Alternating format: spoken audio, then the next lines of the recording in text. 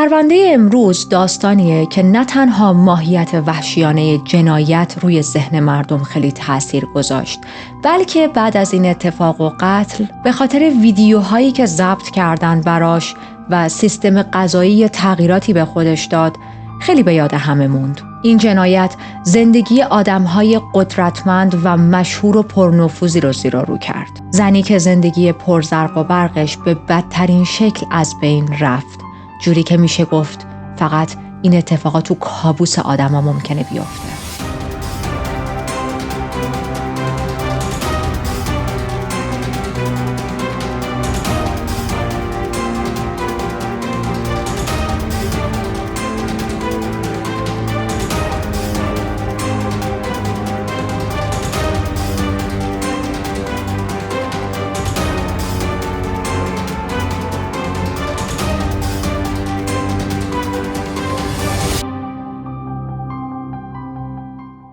من ریتا هستم و توی این چنل وارد دنیای جنایی میشیم، جایی که حقیقت عجیبتر از خیاله و مرز بین خوب و بد محو میشه. اگر به داستانهای جنایی و واقعی علاقه دارید، همین الان از زیر همین ویدیو دکمه سابسکرایب رو بزنید و نوتیفیکیشن کنارش رو، زنگوله کنارش رو آن کنید تا وقتی من ویدیو جدید میذارم زودتر از بقیه بیایید و تماشا کنید. امروز میخوایم سفر کنیم یه مقدار اونورتر، یه مقدار دور. میخوایم بریم به هند. بریم به سال 91 و با یک دختری آشناشیم به نام سابا. سابا یه مدل 24 ساله بود، اهل مومبای بود و به طور تصادفی توی یکی از خیابونای شلوغ دهلی به مادرش شاکیر خلیلی برخورد میکنه. این برخورد تصادفی خیلی عجیب بود. سالیان سال بود که از هم خبر نداشتن و این که آدم مادرش رو یهو توی خیابون‌های شلوغ هند بین اون همه جمعیت اتفاقی ببینه واقعا عجیبه. ولی خب پرونده های هندی مثل فیلماشون هم قرار عجیب شروع شه. شاکیره که ما از اینجا به بعد شاکره صداش میکنیم 6 سال بود که از دخترش جدا شده بود. در واقع یک جدایی بینشون اتفاق افتاده بود. شاید برای یه دوست 6 سال دوری از اون یکی دوستش عادی باشه، ولی برای یک مادر که 6 سال از دخترش خبر نداره براش مثل یک عمر گذشته. دلیل جدایی شاکره از دخترهاش زندگی پرحاشیه و انتخابهای پرچالشش بود. یه سری اتفاقا میفته که باعث میشه ارتباط شاکره با دخترهاش قطع شه. در واقع دخترهاش ارتباطشون رو قطع میکنن که حالا ما جلوتر به این اتفاقا با هم میپردازیم. وقتی که سابا رو توی خیابون میبینه به این فکر میفته که این اتفاقی هم رو دیدن شاید یک تقدیری بود برای اینکه به من دنیا زمونه اثبات کنه هنوز فرصت هست برای جبران اشتباهات گذشته. با سابا صحبت میکنه، بغلش میکنه، ازش میخواد که بیا ما یک زندگی جدیدی رو با هم شروع کنیم، یک رابطه جدیدی رو آغاز کنیم. تلاش میکنه رابطه‌اش رو با دخترش ترمیم کنه، تلاش میکنه اشتباهاتی که توی گذشته انجام داده بود رو عوض کنه، عذرخواهی میکنه، به دخترش میگه به من فرصت بده، من دوستت دارم. از اون طرف سابا با وجود تمام اختلافاتی که توی اون چند سال اخیر افتاده بود و باعث شده بود که از مادرش جدا شه، خیلی دلش تنگ شده بود و دلش راضی نمیشد که به مادرش بگه نه. یعنی خودش هم خیلی دلتنگ شاکره بود. با خودش صادقانه فکر میکنه، میبینه با این که من چندین و چند سال از مادرم بیخبرم، با هم در ارتباط نیستیم، اما همین دیدار باعث شده که قلبم بیشتر براش بتپه. یادم اومد که من چقدر دلتنگ مادرم بودم، چقدر به حضور مادر توی زندگیم نیاز داشتم و خودم خبر نداشتم. پس این میشه که اون دیدار یک فرصتی میشه برای شروعی دوباره، برای ساختن رابطه جدید بین این مادر و دختر. تلاش میکنن که ناراحتی‌های گذشته رو پشت سر بذارن. شروع میکنن به صحبت کردن، به دیدار کردن با هم، برای خرید این ور اون ور میرفتن. توی مثلا رستوران‌ها و جاهای مختلف با هم قرار میذاشتن که یک غذایی بخورن، یه چایی، کافی، درینکی، چیزی بخورن. میدونید کارهای ساده و روزمره‌ای که هر مادر و دختری ممکنه با هم انجام بدن. چقدر دلم برای مامانم تنگ شد الان که دارم این چیزا رو میگم. خیلی وقت ندیدمش. anyway با هم میرفتن فیلم میدیدن، راجع به گذشته حرف میزدن، راجع به این چند سالی که از هم بیخبر بودن و چه اتفاقهایی توی زندگیشون افتاده هم رو آپدیت میکردن. خیلی داشتن تلاش میکردن این فضای سنگین دلخوری ها رو که توی این چند سال اخیر پیش اومده از بین ببرن و واقعا هم همه چیز بین این مادر و دختر داشت خوب جلو میرفت. گفتیم شاکره دخترهای دیگه ای هم داشت مثل سابا که با اونا هم قطع ارتباط کرده بود و حالا راجع به این موضوع جلوتر صحبت میکنیم. رابطهشون واقعا داشت با هم خوب پیش میرفت، یا هر روز هم رو میدیدن یا هر روز با هم تلفنی در ارتباط بودن، تا اینکه یکی از روزایی که سابا نمیتونست مادرش رو ببینه اما تصمیم میگیره که زنگ بزنه و باهاش مثل هر روز دیگه تلفنی صحبت کنه، زنگ میزنه به مادرش و هر چی تلفن زنگ میخوره مادرش جواب نمیده. چندین و چند بار زنگ میزنه کسی جواب نمیده و بیخیال میشه، میگه حالا حتما مادرم بیرونه، خوابه یا حالا هرچی. فرداش مجدد زنگ میزنه و فرداش هم مادرش جواب نمیده. این حالا در حالیه که نه همون روز قبلش و نه امروزی که داره زنگ میزنه مادرش هم باهاش تماس نگرفته. روز بعدش هم زنگ میزنه و فقط اینجوری بهتون بگم هر باری که تو این چند روز آینده سابا زنگ میزنه خونه شاکره، یا هیچ کس تلفن رو جواب نمیده یا همسر مادرش تلفن رو بر می داشت و با قربون صدقه می گفتش که عزیز دلم مادرت برای یه عروسی رفته مثلا توی یک شهری تا توی جشنشون شرکت کنه و خب چند روز نیست. یا مثلا یه بار دیگه سابا زنگ زده بود، دوباره همسر شاکره گوش رو بر می داره، میگه که مادرت الان مهمون داره و نمیتونه با تو صحبت کنه. الان 5 روزه که گذشته، 5 روزه سابا هیچ تماسی از مادرش دریافت نکرده، 5 روزه که هر چی زنگ میزنه یا کسی تلفن رو جواب نمیده یا همسر مادرش داره بهانه‌های مختلف میاره. روز 5 مجدد زنگ میزنه، همسر مادرش تلفن رو بر میداره و میگه که مادرت همین چند ساعت چند دقیقه پیش خونه بودا، تازه از در زده بیرون، رفته بیرون که یه چند ساعتی خرید برای خونه انجام بده و من نمیدونم کی برمیگرده. چند ساعت بعد مجدد سابا زنگ میزنه و هیچ کس تلفن رو پاسخ نمیده. خب خیلی برای سابا عجیب بود که اگه مادرم خونه بوده تا همین چند دقیقه پیش، پس چرا بعد از 5-6 روز یک زنگ به من نزده؟ ما چندین و چند هفته بود هر روز با هم در ارتباط بودیم، ما دوباره رابطمون رو آغاز کردیم، یا هم رو مدام میدیدیم یا با هم تلفنی صحبت میکردیم. چجوریه که اگه رفته مثلا عروسی از خونه اقوامش نتونسته با من یه تماسی بگیره تا من از نگرانی در بیام؟ میگه چقدر زنگ زدن از خونه یه نفری در حد یه تماس 30 ثانیه‌ای 40 ثانیه‌ای سخته تا فقط مثلا منو از نگرانی در بیاره. خیلی فکرش به هم ریخته بود که مادرم کجاست، یعنی دوباره تصمیم گرفته ارتباطش رو با من قطع کنه، فقط روشته میشه، یا حالا شهامت این رو نداره که به من بگه من نمیخوام دیگه با تو در ارتباط باشم، یا اینکه نه مادر من همچین تصمیمی نگرفته و یک اتفاقی افتاده که تلفن رو جواب نمیده. اما قبل از ادامه داستان خط زمانی رو سابا رو همینجا نگه داریم، یه پاز بزنیم، یه مقدار برگردیم به عقب تا با خود شاکره بیشتر آشنا شیم. شاکر خلیلی نوه‌ای بود از یه خانواده اشرافی با تاریخی بسیار شگفت‌انگیز. میدونید از این زندگی هایی که مخصوصاً برای اون زمان واقعاً وقتی اطرافیان نگاه می‌کردن زندگی افسانه‌ای بود. اما خب پشت این ظاهر زیبا و پرزرق و برق داستانی پیچیده از روابط شخصی و فشارهای اجتماعی در جریانه که زندگی این آدم رو به سمت تاریکی میبره و میخوام براتون تعریف کنم.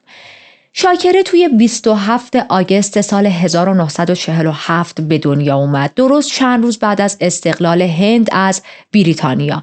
دختر یه خانواده خیلی خوبی بود، همونجوری که اشاره کردم توی هند و ایران، یعنی یه سر خانواده‌اش به هند برمیگشتن، یه سرش به ایران. خانواده‌اش به دلیل تجارت و کارهای سیاسی که انجام میدادن و امور خیریه‌شون خیلی بین بقیه و مردم توی اون زمان شهرت داشتن، حالا هم داخل ایران و هم داخل هند. مادرش گوهرتاج بود اسمش، دختر کوچیک یک کسی بود به اسم سر اسماعیل، یکی از دولت مردان برجسته و حتی نخست وزیر میسور و حیدرآباد بود اون زمان.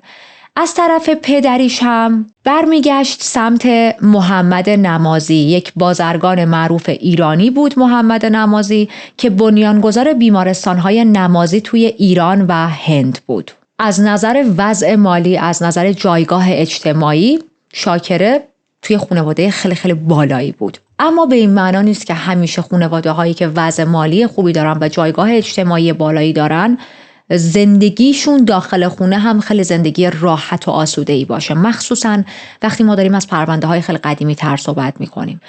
محیط زندگی شاکره مثل این خانواده های نظامی بود. یک نظم خیلی خاصی توی خونه برقرار بود. همه باید یه سری چیزها رو رعایت می‌کردن. به علاوه اینکه به خاطر فعالیت‌های سیاسی خانواده‌اش مدام در حال جابجایی توی کشورهای مختلف بودن.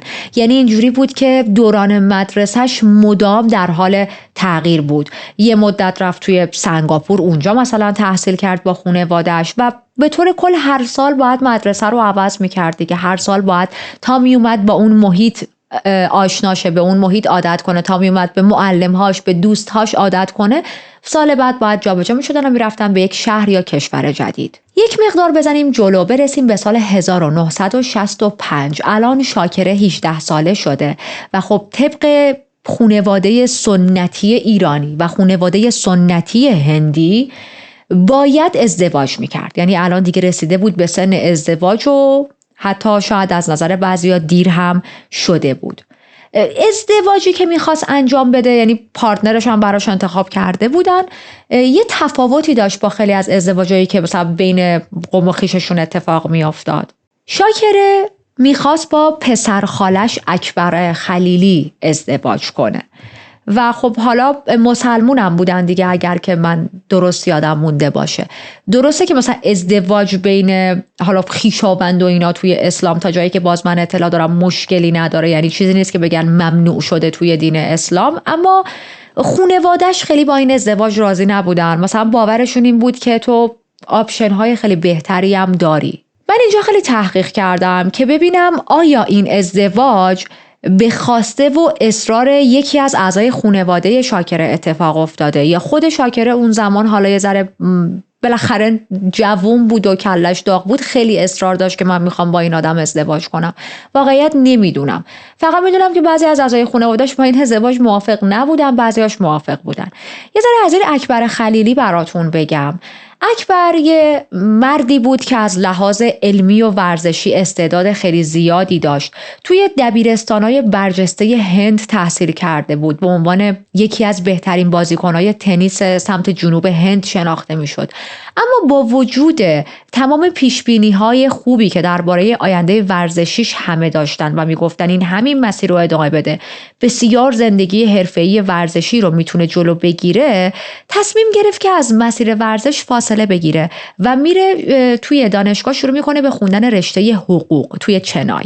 بعد از اینکه حقوق رو تموم کرد و از دانشگاه فارغ التحصیل شد، تصمیم میگیره مثل اعضای خانواده‌اش وارد سیاست شه. این کار رو هم میکنه، وارد میشه، موفق هم بود.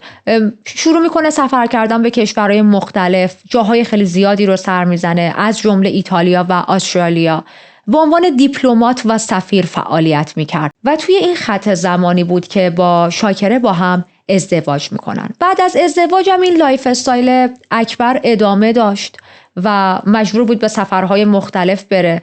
توی تمام این سفرها شاکره هم همراهیش میکرد، به جز زمانی که اکبر رو به خاطر انقلاب ایران، اگر بگیم انقلاب که نمیشه بهش گفت، به خاطر انقلاب ایران اعزام کردن. گفتن باید برگردی ایران، یه مشت آدم دارن میرینن تو کشور، بیا تو هم کنارشون برین به کشور.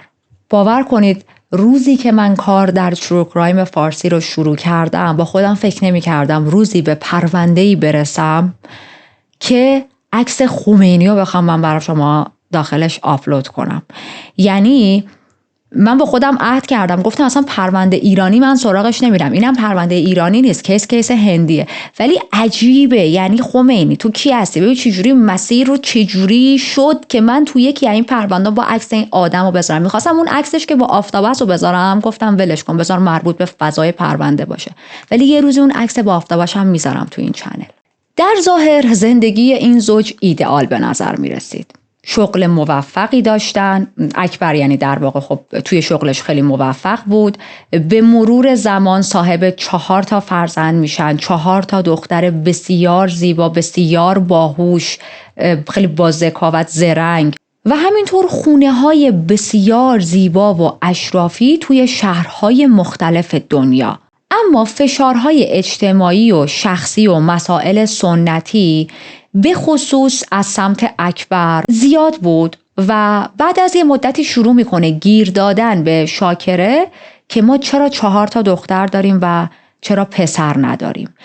سر همین پسر نداشتنه و آی تو چرا پسر به دنیا نیاوردی و انگار مثلا شکم شاکره ماشین جوجه کشیه، مثلا بعد توش میتونه یه دکمه رو انتخاب کنه بزنه خب دختر میخوای یا پسر قند عسل میخوای، بعد این دختر رو انتخاب کرده. انگار آدم دست خودش جنسیت رو انتخاب کنه تو بچه.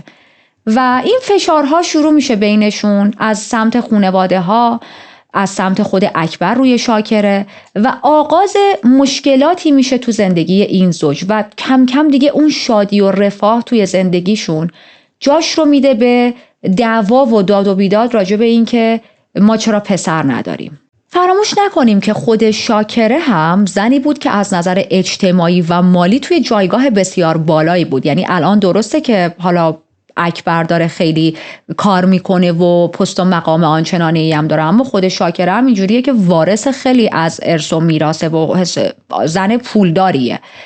از بیرون که شما زندگی اینا رو نگاه میکردید میگفتید که چقدر زندگیشون عالیه، واقعا چیزی کم و کسر ندارن، همو که دارن 4 دختر به چه باهوشی، به چه زیبایی، به چه حالا فلانی دارن، این همه پول دارن، این همه دارن در سال به کشورهای مختلف سفر میکنن، سفرهای خارج از کشور.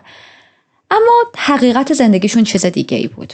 شاکره و اکبر با وجود تمام موفقیت‌ها و ثروتی که تا اون لحظه تونسته بودن با هم دیگه به دست بیارن، پشت پرده با چالش‌ها و مشکلات خیلی زیادی روبرو بودن که تعدادش زیاد بود. حالا مهمترینش این پسر قند عسل به دنیا نیاوردی اون بود که من بهتون گفتم. ولی خب همین هی مشکل رو مشکل رو مشکل میاره، هی داشتن از هم بیشتر و بیشتر دور میشدن.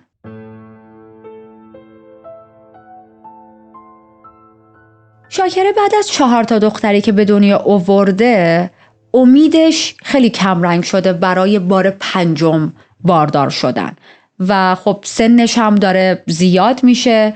فشارهای اجتماعی و فک و فامیل و مامبابا و این داستانهای سنتی بدبو در خانواده ها و جوامع روی شاکره خیلی زیاده. از اون طرف میگم سنش داره میره بالا و اینجوریه که من دیگه 4 بچه دارم دیگه، حالا دخترن یا پسرن یا هرچی، نمیتونم و نمیخوام بچه 5 داشته باشم، 4 بچه بسته.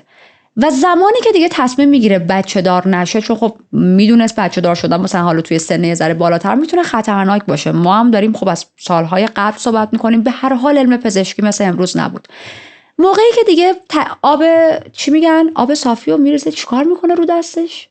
آب پاکی رو میریزه رو دستش. آره بگو مگه مجبور چیزایی که نمیدونی و مثال بزنی، میخوام یادم بیاد.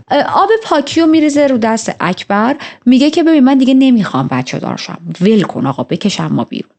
و اکبر وقتی میفهمه اوکی دیگه واقعا از یک پسر قند عسل خبر نیست، اختلافهای اصلشون با هم شروع میشه. شاکره دیگه چند تا در میون سفرها رو، مثلا یکی در میون سفرها رو سعی میکرد با اکبر بره، یا اگر میرفت مثل قبلا از این سفرهای کاری که با هم میرفتن خوشحال نبود. و ما میرسیم به سال 83. این زوج یک اختلاف خیلی بزرگی بینشون افتاده. میگم از بیرون زندگیشون خیلی اوکیه، تو مهمونی‌ها با هم شرکت میکنن، مثلا تو مراسم سنتی و چیزای سال نویه نمیدونم هرچیه با هم شرکت میکنن پیش خانواده و اقوام و دوست، اما تو محیط خونه اصلا با هم حرف نمیزنن، با هم رابطه جنسی اونقدر ندارن، خیلی دور شدن از هم. تا میرسیم به سال 83. این خانواده از یکی از سفرهایی که رفته بودن به جای دیگه برمیگردن مجدد هند و توی دهلی با یک آقایی آشنا میشن. یک آقایی به نام سوامی شرادهاناند، همچین فامیلی داره، خیلی اسامی هندی واقعا برای من سخته، حالا ما سوامی صداش میکنیم. این آقای سوامی یک آدم بسیار معتقد و مذهبی بود، خودشو به عنوان مرد خدا معرفی کرده بود، توی یه سری از این گروه‌های مذهبی و اینا خیلی فعالیت میکرد، فعالیت پررنگی میکرد. و اصلا چجوری میشه که با این خانواده آشنا میشه؟ به عنوان مشاور مالی با شاکره آشنا میشه، تبدیل میشه به مشاور مالی شاکره و درباره املاک خانوادگی شاکره بهش مثلا مشورت میداد. اوایل همه چیز خوب بود، سوامی به شاکره مشاوره مالی میداد و همه چیزم خیلی خوب میرفت جلو. یه ذره که زمان میگذره رفته رفته جایگاه خودشو توی زندگی شاکره محکم میکنه. یعنی دیگه الان تنها مشاور املاک شاکره نبود، بلکه تبدیل شده بود به رازدارش. شاکره همه چی رو براش تعریف میکرد، مشکلاتش رو میگفت، حتی مشکلات شخصی که بین خودش و اکبر وجود داره. و این رازدار بودن هم خیلی طولی نمیکشه که تبدیل میشه به شریک زندگی شدن. شاکره به خودش میاد، میبینه به سوامی علاقه پیدا کرده و البته باید بگم سوامی خودشو یه جورایی جا کرده بود تو دل شاکره و ذهنش رو دستکاری کرده بود. خب سوامی میفهمه اصلی ترین مشکل شاکره با اکبر توی این چند سال اخیر پسردار نشدنش بود. فکر میکنید واقعا چجوری خودشو میاد تو زندگی شاکره جا میده؟ خیلی خنده داره گاهی اوقات. به شاکره میگه ببین مشکل از اکبره که تو پسردار نمیشی. شماها بچه پسر به دنیا نمیارید. باید برای داشتن پسر با من رابطه جنسی برقرار کنی. من چندین و چند بار این خواب رو دیدم، خدا به من وحی کرده، خدا با من صحبت کرده. نمیدونم چرا خدا فقط با اینا صحبت میکنه، مثلا نمیاد با من صحبت کنه. خیلی راحت شاکره بعد از چندین و چند بار صحبت با سوامی راجع به این موضوع این حرف رو قبول میکنه. میدونید مرد خدا بود دیگه، میگفت من مرد خدام و میگم وحی میشه بهم و اینا، و واقعا هم اطرافیان قبولش داشتن. یعنی شاکرم خب تو خانواده مذهبی به دنیا آمده بود دیگه، باورش این بودش که این آدم اگه داره میگه من از سمت خدا خواب دیدم که تو باید با من رابطه جنسی برقرار کنی که پسردار بشی و این پسر رو اصلا ببر خودت با اکبر دوتایی با هم بزرگ کنین، پس واقعیت داره. همون سال اکبر رو اعزام میکنن به ایران. میگن که با هم بری ایران برای حالا یه موقعیت شغلی که براش پیش اومده بود و خب معمولا همیشه شاکره هم باهاش میرفت، مخصوصا اگر سفر به ایران داشت بلا استثنا شاکره باهاش میرفت. اما این بار نرفت، همراهش نرفت، گفت نه من نمیخوام بیام، میخوام تو هند بمونم. و اکبر میره، شاکره میمونه هند. و اینجوری نبود که فقط هم تنها باشه، یک خونه‌ای توی بنگلور داشتن و میره چندین و چند ماه شروع میکنه زندگی کردن با سوامی توی اون خونه بنگلور. چند ماه زندگی کردن با سوامی همانو تغییر احساسی و عاطفی از سمت شاکره نسبت به زندگی مشترکی که با اکبر داشت همان. تا اینجا 20 ساله که با اکبر زندگی کرده و بعد دیگه به این نتیجه میرسه که من با سوامی خیلی حالم بهتره، من با سوامی خیلی خوشبخترم و باید زندگیمو با اکبر به اتمام برسونم. چند ماه بعد اکبر از سفر ایران برمیگرده، میاد هند. به محض اینکه هم رو میبینن شاکره بهش میگه که من نمیخوام دیگه با هم زندگی کنیم و بهتره که از هم جدا شیم. حالا شما این رو هم در نظر داشته باشید که همین الان پروسه طلاق توی هند بسیار تابوه و آدم‌ها توی هند وقتی میخوان از هم جداشن خیلی خیلی روشون برچسب‌های اجتماعی بدجوری میخوره. یعنی ما حالا مثلا یه وقتا میگیم ایران بعضیا خیلی سنتی ان و اینا، حالا نسبت به تجربه‌ای که من داشتم و چیزهایی که دیدم فکر میکنم فکر که نه واقعا همین طوریه. هند خیلی سنتی ترن توی خیلی از مسائل، به خصوص موضوع وقتی بحث ازدواج و طلاق پیش میاد. حالا سال 85 ما که شاکره داره به اکبر میگه بیا از هم جدا شیم، سوای این که همه دارن دستشون و انگشتشون رو گاز میگیرن میگن وای یعنی چی این چه حرفیه تو میزنی و طلاق عیبه و زشته و این حرفا، اما خود اکبر از این دیدگاه مخالف طلاق نبود، از این نظر با شاکره مخالف بود که میگفت من تو رو هنوز دوست دارم، من عاشق همسرم هستم، عاشق تو هستم و مشکلاتمون رو میتونیم حل کنیم. مشکلات خیلی حاد و خاصی نیست، میتونیم به مرور دوباره برگردیم به همون روزهای قشنگی که اوایل داشتیم. ولی خب شاکره تصمیمش رو گرفته بود و بسیار هم خوشحال بود از رابطه‌ای که با سوامی داره و فکر میکرد که در رابطه با سوامی مثلا حالا اتفاقای خیلی خارق‌العاده‌ای میخواد براش بیفته و هرچی اکبر اصرار میکرد که بابا بیا رابطه رو ما ادامه بدیم، نرو سراغ طلاق و اینا، شاکره میگفت نه، از این اصرار از اون انکار، میگفت نه من تموم شدم، من به خط پایانی این رابطه رسیدم. از هم جدا میشن و به محض جدایی شاکره با سوامی ازدواج میکنه. این جدا شدن از اکبر و ازدواج مجدد با سوامی باعث میشه که شاکره از خیلی ها دور شه، یعنی خیلی ها طردش کنن، نه که خودش دور شه، رسما خیلی ها طردش میکنن، از جمله دخترهاش. دخترهاش اون زمان سن خیلی زیادی نداشتن، ولی خب تحت شستشوی مغزی قرار میگیرن دیگه. تمام فک و فامیل مثلا این بچه‌ها رو میکشیدن و بر میگفتن به مامانتون این کار است، مامانتون خرابه، مامانتون اینجوریه اونجوریه، واسه همین از باباتون جدا شده رفته با یکی دیگه. میدونید یک سر این حرف ها، این شستشوهای مغزی، و خب تا حدی میشه که سوای اقوام و خانواده حتی دخترهای شاکره هم ازش جدا میشن. به جز سابا، توی هر 4 تا دخترش سابا تنها دختری بودش که هر از گاهی با مادرش تماس میگرفت، هر از گاهی باهاش ارتباط برقرار میکرد. و حالا ما برگردیم به زندگی شاکره با سوامی، ببینیم که این سوامی گلپسر چطوریه؟ آیا واقعا با هم خوشحالن؟ آیا واقعا شاکره آدم درستی رو انتخاب کرده؟ سوامی به محض ازدواج با شاکره کنترل املاک و دارایی‌های شاکره رو میگیره دستش. خب پس میشه حد زد که تمام حرفاش تا اینجا دروغ بوده، زر مفت بوده و فقط چشش دنبال دارایی شاکره بوده، در حدی که خیلی از این دارایی‌ها و املاک رو به نام خودش کرد. مثلا به شاکره میگفت ببین من و تو دیگه زن و شوهریم، مال تو مال منه، مال منم مال منه، همچین حالتی، و تو باید چیزها، زمین و خونه و اینجور چیزا داری، اینا رو باید به نام منم بکنیم، من همسر تو هم. یعنی چی؟ خدا قهرش میگیره، هر چی هم هر جام کم می آورد میچسبون به خدا. تا حدی کنترلگری داشتش روی مسائل مالی شاکره و ذهنش رو دستکاری میکنه که حتی قانعش میکنه وصیت‌نامه بنویس و توی این وصیت‌نامت بگو که بعد از مرگت همه دارایی‌هات میخواد به من منتقل شه. خب شاکره هم متاسفانه این کار رو میکنه.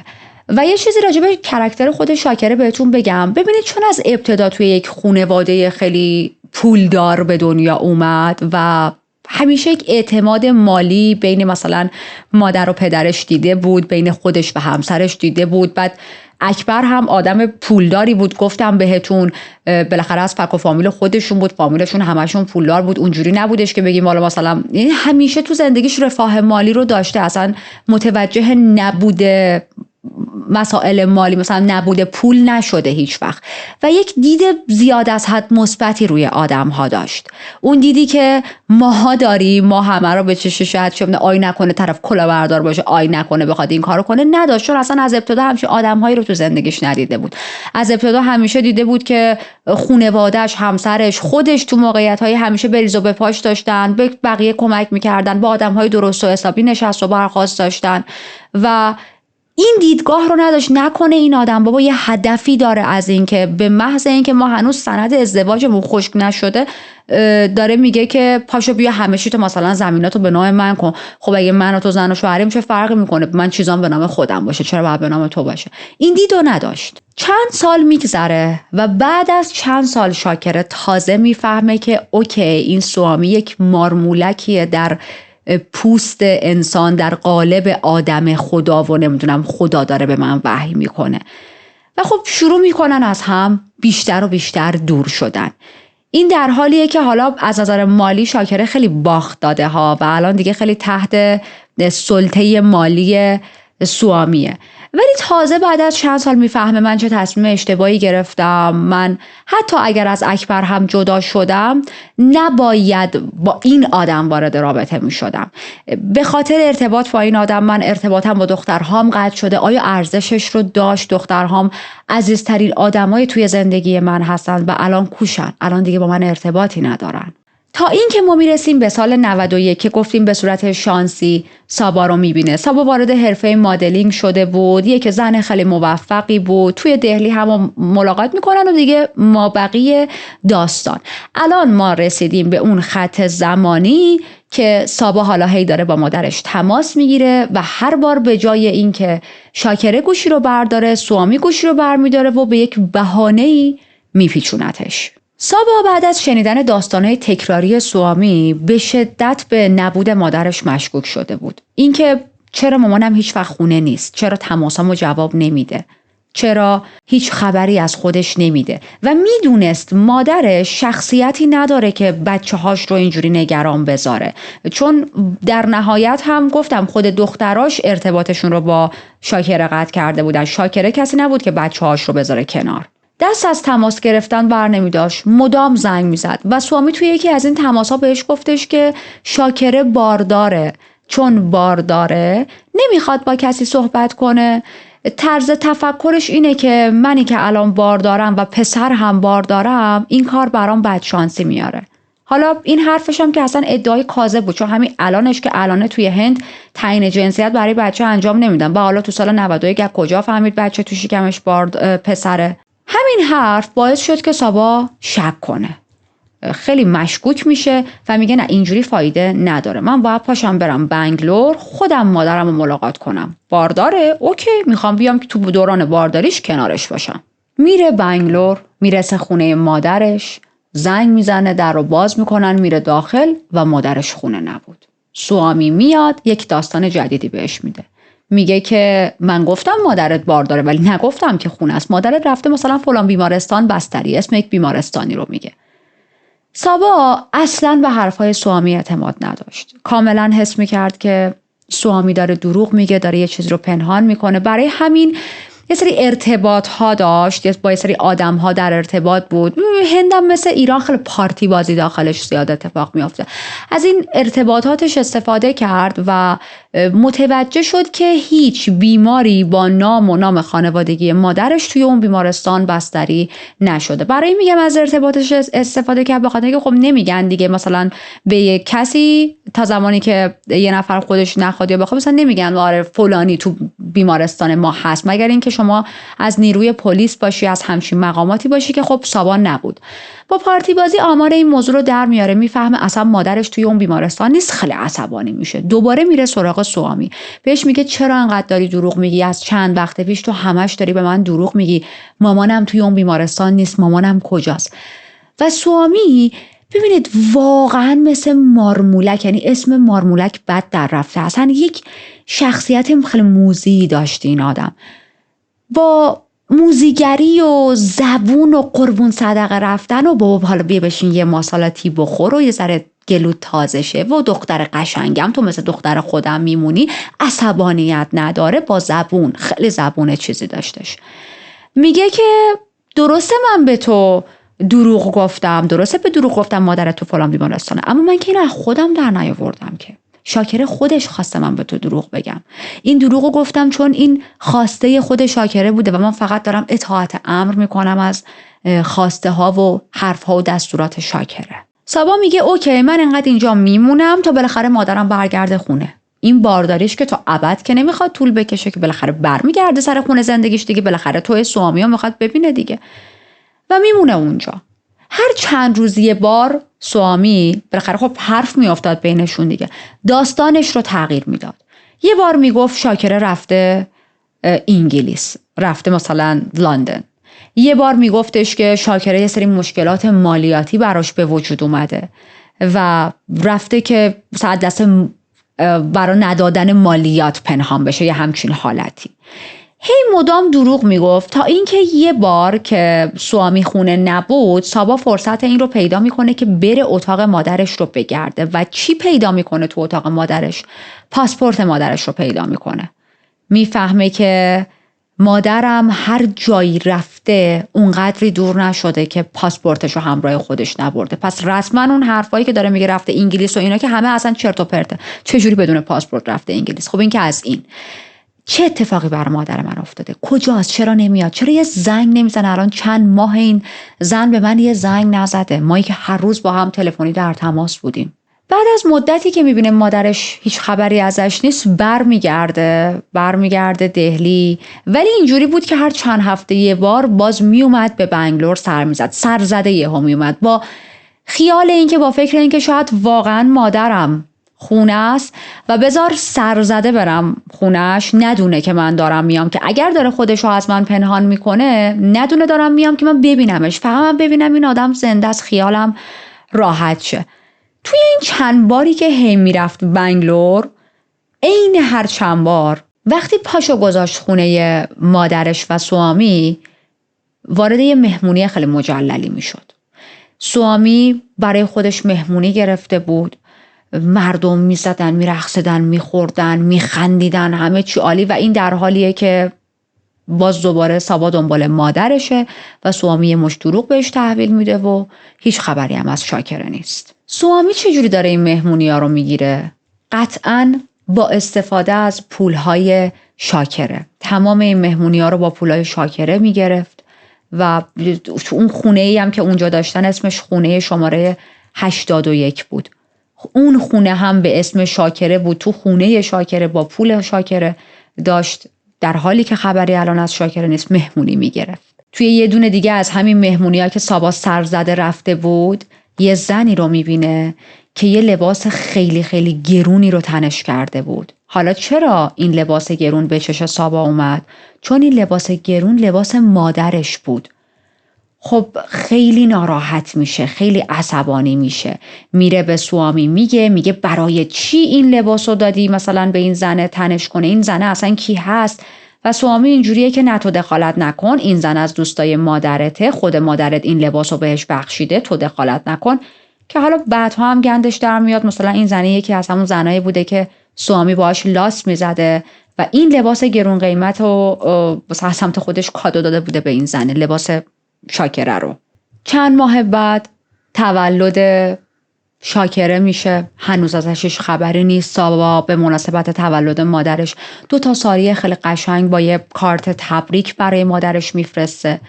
باز هم هیچ خبری نمیشه، یعنی مادرش حتی مثلا زنگ نمیزنه بگه دست درد نکنه، ساریا رسید دستم، کارت تبریکت رو دیدم و ممنون و این حرفا.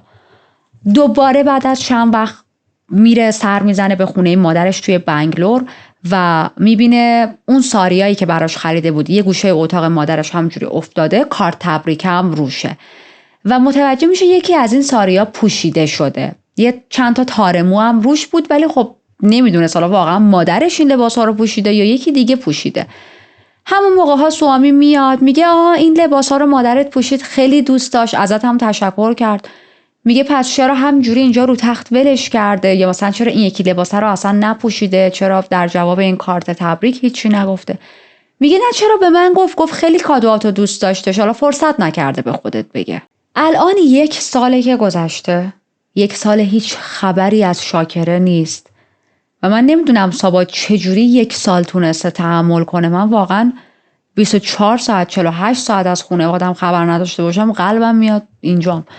ولی به هر حال 1 سال گذشته، میگم 1 ساعت گذشته، 1 سال گذشته و بعد از 1 سال سابا میره به ایستگاه پلیس و یک شکایتی تنظیم میکنه. میگه که مادر من 1 سال مفقود شده، من به همسر مادرم مشکوکم و احساس میکنم یک بلایی سر مادرم یا اومده یا این آدم آورده.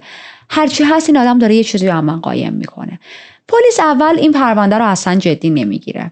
اصلی ترین دلیلش چی بود؟ اینکه سوامی خب یک آدم پرنفوذی بود توی اون منطقه. خیلی از این مهمونی هایی که گرفته بود پلیس های محل رو دعوت کرده بود، شیتیل میداد بهشون، حال میداد بهشون و خب پلیس ها اینجوری بودن که نه اون آدم خیلی محترمیه، اون مرد خداست، الکی ما رو باهاش لج ننداز. که حالا شما پلیسید، وظیفتونه یک پرونده رو بررسی کنید، ولی خب هند دیگه.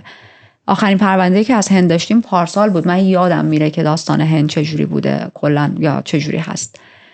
ولی سابا نمیخواست بیخیال شه، ول نمیکنه، شده بود موی دماغ این پلیسا و انقدر پیگیری میکنه که پلیس تصمیم میگیره وارد شه. واقعا هم خب پلیس میدید 1 ساله، یعنی از یک زنی هیچ خبری نیست. میرن سراغ سوامی، شروع میکنن باهاش صحبت کردن و سوامی همون حرفها و داستانهایی که توی این 1 سال اخیر به سابا تحویل داده بود و به پلیس هم تحویل میده.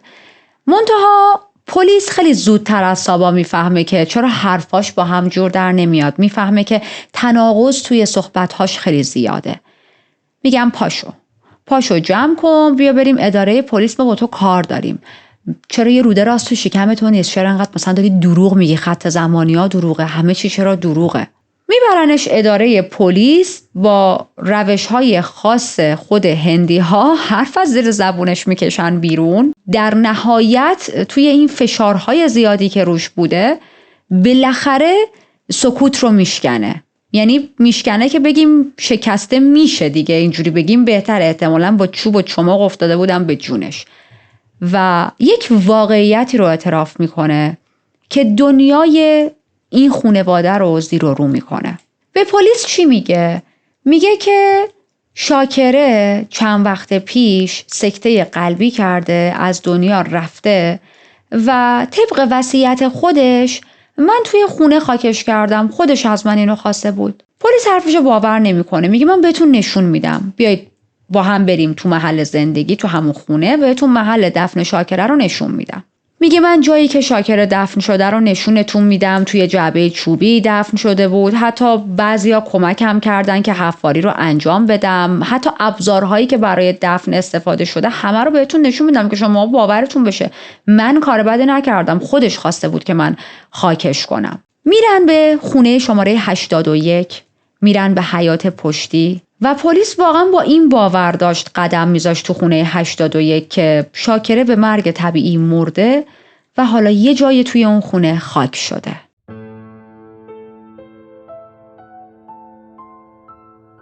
میرن خونه 81، همون خونه، همون حیاتی که تا همین چند وقت پیش یک سره توش مهمونی برگزار میشد، پر از نور و موسیقی و رقص بود و مهمونهای مختلف اونجا رفت و آمد میکردن. سوامی یه تیکه گچ برمیداره، توی حیاط پشتی یه تیکه روی زمین رو علامت میزنه، اونجا رو علامت گذاری میکنه و چند تا کارگری که پلیس آورده بود تا اگه چیزی رو پیدا کردن زمین رو بکنن، شروع میکنن به کندن زمین. همینطوری که داشتن بیل و کلنگ و اینجور چیزا رو استفاده میکردن، سر این بیل میخوره به یه چیز فلزی و یه حالت تقی صدا میده. میفهمن که خب اوکی، ما به یه چیزی رسیدیم. زیر خاک یه جعبه چوبی بزرگ پیدا شد، شکل تابوت بود. پلیسا میگن این چیه؟ سوامی میگه که نه، این که یه جعبه چرت و پرته، این که چیز مهمی نیستش، که یه سری آتش‌خالا و مثلا چیزایی که مربوط به مبلمان و اینامون هست و این تو گذاشتم، تو انباریمون جا نداشت، اینجا خاکش کردم. ولی خب واقعیت چیز دیگه ای بود. این جعبه‌ای بود که شاکره داخلش دفن شده بود. ببینید معلوم نیست چرا با وجود این که سوامی خودش به پلیس گفته بود بیاید من جای دفن شاکره رو بهتون نشون میدم، یهو اینجا که بیل میخوره به اون جعبه حرفش رو عوض میکنه. واقعا معلوم نیست و تلاش میکنه پلیس ها رو گمراه کنه، تلاش میکنه بهشون بگه نه نه نه این جعبه اون نیست، خودش اومده بود علامت زده بود، خودش پلیس ها رو به اینجا رسونده بود. شاید یهو ترسیده، شاید یهو به این فکر افتاده که اگر جسد رو پیدا کنن، اگر بفهمن که چطوری شاکره مرده، اون وقت چی؟ و خب اون لحظه تصمیم گرفته که مثلا اعترافاتش رو پس بگیره. ولی خب خیلی دیر شده بود دیگه الان پلیس سر صحنه بود. پلیس بی اهمیت به چیزی که سوامی داشت میگفت، جعبه رو میکشه بالا، در جعبه رو باز میکنن و به محض باز کردن در جعبه یه بوی خیلی بدی بلند میشه. داخل این جعبه بقایای بدن شاکره بود که تقریبا دیگه کاملا داشت تجزیه شده بود. یه دوشک، یه ملافه، بالش و یه لباس خوابم توی جعبه بود. چیزی که خیلی برای پلیس ها ناراحت کننده بود وقتی دیدن، دست شاکره بود که هنوز دوشک رو نگه داشته بود، گرفته بود. میدونید یه حالتی که انگار تلاش داشته این دوشک رو بتونه بزنه کنار یا در جعبه رو باز کنه و نتونسته. همین صحنه باعث شد که افسرهای پلیس شک کنن به این که آیا شاکره مرده بوده و بعد توی این جعبه خاک شده یا زنده به گور خاک شده. برای همین روی دیواره‌های چوبی جعبه رو بیشتر بررسی میکنن و میبینن دیواره‌های چوبی جعبه پر از خراش با ناخونه. اون دستش که به دوشک بود و این خراش‌های روی دیوار 100% داشت به پلیس نشون میداد که شاکره زنده دفن شده. بعدها میفهمن سوامی بهش دارو داده بوده که بیهوش شه، ولی این داروها متاسفانه اونقدر زیاد نبوده که شاکره بمیره، فقط بیهوش شده بوده و چشماشو توی تابوت باز کرده. خیلی تصورش وحشتناکه. تصور شاکره که توی جعبه بهوش اومده، فهمیده نمیتونه تکون بخوره، اکسیژن کمه، همه جا تاریکه، مطمئناً تلاش کرده بیاد بیرون، خب جای ناخوناش روی جعبه بوده، فریاد زده و در نهایت هم به خاطر تموم شدن اکسیژن جونش رو از دست داده. میدونید این صحنه واقعاً میتونه برای هر کسی یک کابوس باشه.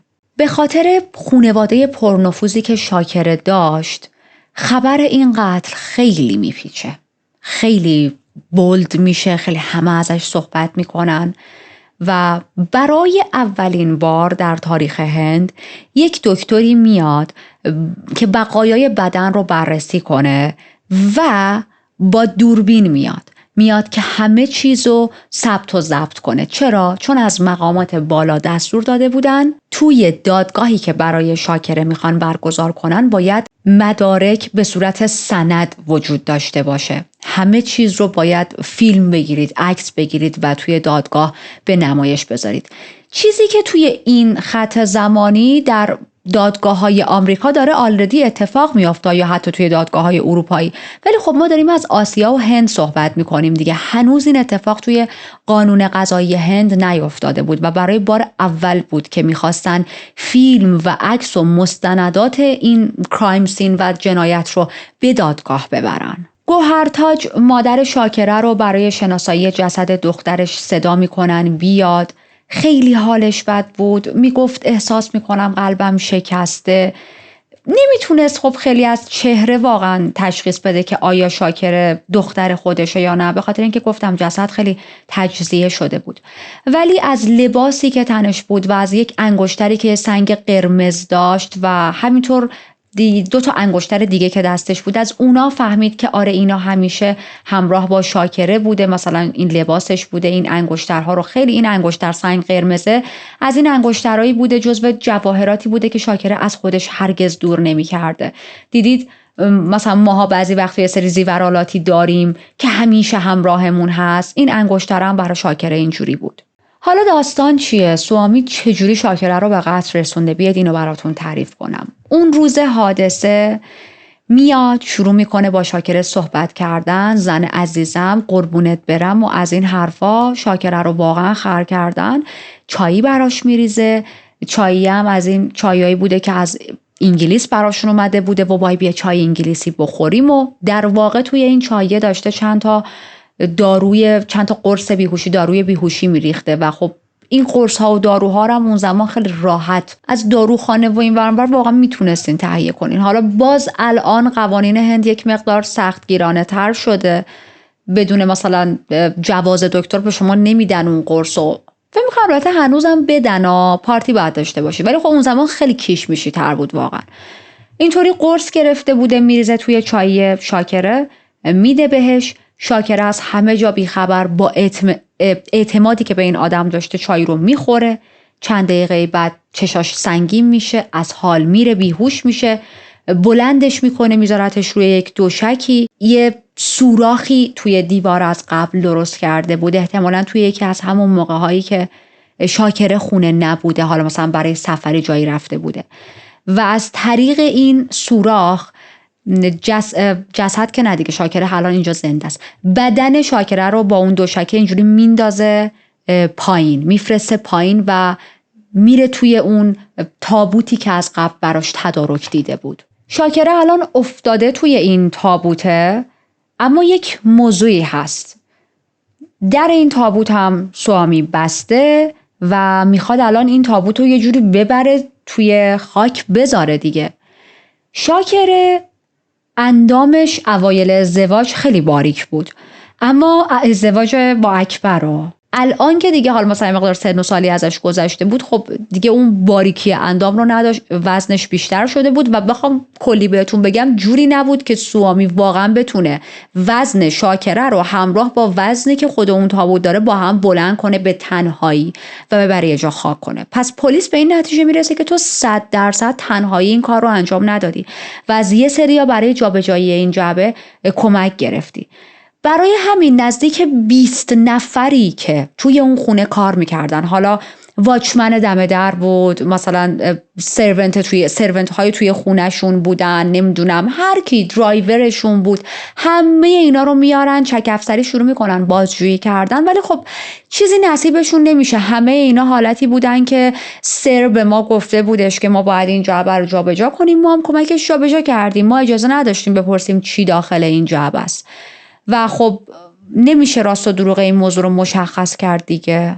به هر حال جعبه رو اونجا توی خاک میندازن. از قبل یک گودالی کنده بودش سوامی، یه ذره روی این جعبه خاک میریزه. شب میشه، فردا صبحش که احتمالاً خیالش راحت شده بود دیگه، از دیروز تا امروز که یه حدود مثلا 14 ساعت 18 ساعتی گذشته، شاکره مرده دیگه، بالاخره اکسیژن بهش نمیرسه بعد از این همه تایم مرده. یعنی خیالش راحت بود دیگه، اگرم کسی رو بیاره بالا سر این جعبه صدای جیغ و داد شاکره رو نمیشنون، چون شاکره آلردی جیغ و داداشو کرده شب قبل. چند تا کارگر میاره، بهشون میگه که این گودال رو پر کنین و اونا هم یه مثلا چند روپیز میگیرن، یه مبلغ خیلی ناچیزی میگیرن و کارشون رو انجام میدن و خاک میریزن و اونجا کامل پر میشه. از اونجایی که مرگ شاکره خیلی ناراحت کننده بود برای خانواده‌اش، برای بچه‌هاش، برای همه، و حالتی بودن که شاید پلیس داره اشتباه میکنه، شاید سوامی داره دروغ میگه، شاید داره این بازی‌ها رو در میاره که مال و اموال شاکره رو برداره برای خودش و شاکره فرار کرده، شاید این زن هویتش متعلق به یک کس دیگه است. تصمیم میگیرن که از دندونها و موهای شاکره برای برداشت دی ان ای استفاده کنن تا بتونن هویت جسد رو تعیین کنن.